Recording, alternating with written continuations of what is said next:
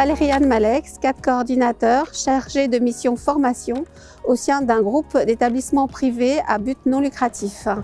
Alors, pour le bloc opératoire, les infirmières sont issues du métier général d'infirmière, donc IDE, et à la suite de leur formation, on les intègre au bloc opératoire et elles sont formées au sein de notre établissement.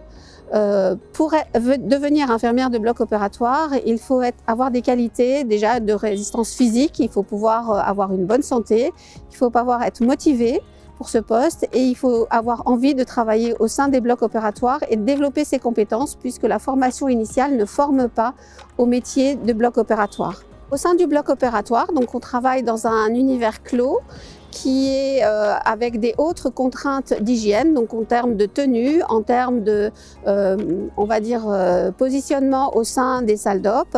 Et donc on exerce dans un environnement clos. Les infirmières travaillent sur des temps de travail plutôt des grandes journées. Cela dépend des blocs opératoires, mais souvent c'est des journées de 10 heures ou de 12 heures. Elles ont donc une répartition de la semaine avec des jours de travail en 3 jours, en 4 jours ou en 12 heures, 3 jours. Et il y a une répartition, on va dire, équitable du temps de travail. Elles sont amenées aussi, dans le temps, une fois formées, à faire des gardes et des astreintes pour pouvoir assurer la permanence des soins. Les contraintes, ce sont les activités en permanence des soins puisque il va falloir travailler le dimanche et potentiellement prendre des astreintes la nuit. D'autre part, le rythme de travail est plutôt très compatible avec une vie de famille et laisse normalement, hors d'une période complexe sanitaire, du temps libre pour pouvoir faire un certain nombre d'activités extra-professionnelles puisque le temps est organisé. Aujourd'hui, il est vrai qu'il y a un peu de pénurie dans les effectifs et qu'on sollicite les personnes pour travailler un peu plus, mais toujours dans un cadre légal et réglementaire. En rentrant en bloc opératoire en tant qu'infirmière de bloc, on va être formé sous forme de compagnonnage qui peut être différent en fonction des blocs qu'on intègre et qui est plus ou moins long en fonction de la complexité des disciplines dans lesquelles on est formé. Ensuite, ce compagnonnage va permettre d'exercer la fonction. Et ensuite, pour devenir infirmière de bloc diplômée d'État, il y a 2 voies d'apprentissage. Soit on fait l'école d'infirmière de bloc de sa région, et en Île-de-France, il y en a une. Soit on va pouvoir valider son diplôme après un certain nombre d'années d'expérience, et notamment 3, par la validation des acquis de l'expérience. Au sein de notre groupe, nous avons mis en place un dispositif pour justement accompagner les infirmières de notre établissement, mais aussi d'autres établissements, pour les aider à construire leur validation des acquis de l'expérience. Aujourd'hui, on a donc un IFSI qui est attaché à notre établissement. Donc on prend en stage des infirmières qui sont en 2e ou 3e année, enfin des étudiants.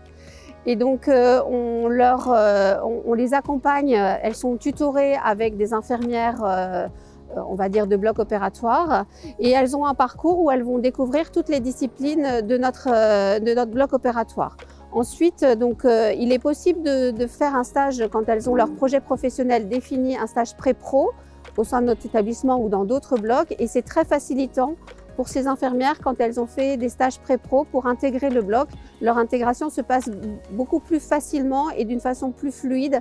Elles arrivent on va dire, à intégrer le poste d'une façon plus sereine. Cela ne nous exonère pas du tutorat de la prise de poste et de toutes les formations qu'on va mettre en œuvre pour pouvoir atteindre un niveau de compétence d'infirmière et développer la qualité et la sécurité des soins auprès du patient.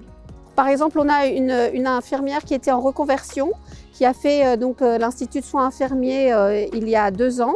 Elle a fait son stage pré-pro dans notre établissement, donc elle a fait un stage de 10 semaines. Et à l'issue de ce stage, elle a intégré début septembre dernier notre bloc opératoire. Et là, maintenant, ça va faire presque un an passé, enfin plus d'1 an, et elle est polyvalente et elle commence à prendre des gardes et des astreintes de week-end. Et donc elle a développé ses compétences dans une grande majorité de disciplines qu'on a dans notre bloc, puisque nous on est pluridisciplinaire. Donc elle est sur toute la chirurgie viscérale, sur l'orthopédie, sur le vasculaire, sur l'obstétrique, sur l'urologie. Et donc, ça lui permet d'avoir une autonomie. Maintenant, elle est en réflexion pour pouvoir faire l'école d'infirmière de bloc. Et là, elle est en train de préparer le concours d'entrée à l'école d'infirmière de bloc. Donc, elle a eu son concours d'infirmière, enfin, son diplôme d'infirmière générale il y a 2 ans. Et maintenant, elle est, après 18 mois, elle est efficiente dans le service.